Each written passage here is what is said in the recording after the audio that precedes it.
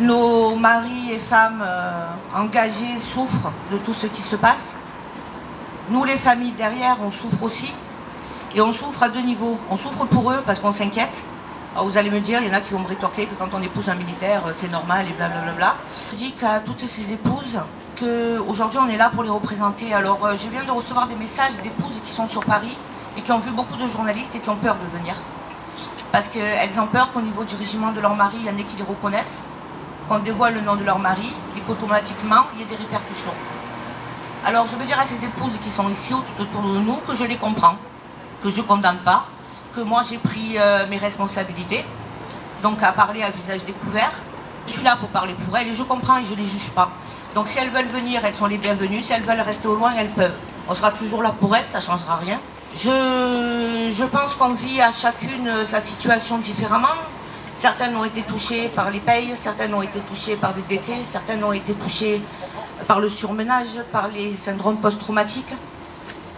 Mais en fait, dans toutes ces situations qui sont toutes différentes, à l'arrivée, on est tous au même niveau puisqu'on n'a pas d'aide. On se retrouve seul ou seul pour des maris face à des situations qu'on n'arrive plus à gérer. Et on a l'impression d'être devenus des citoyens de seconde zone. Et j'estime que les militaires ne sont pas des citoyens de seconde zone. Parce que plus que, il n'y a pas que nos militaires, parce qu'il y a nos policiers aussi, d'ailleurs aujourd'hui ils sont ici présents pour nous protéger, je les en remercie. Les gens qu'ils font plus que tout autre des devoirs. Merci.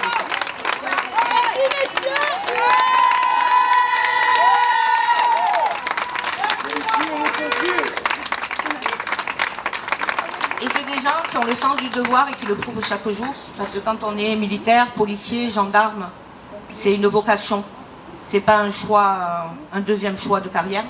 Mais au moins qu'on prenne en considération ce que nos familles vivent aujourd'hui. Voilà, tout simplement. Maintenant, je vais passer la parole à d'autres épouses qui veulent s'exprimer, qui veulent apporter leur témoignage. Et je pense qu'il n'y a qu'unis qu'on sera invincible.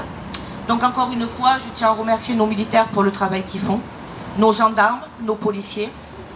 Et j'ai vraiment besoin que le peuple de France leur rende un hommage, parce que ça serait la moindre des choses. Merci.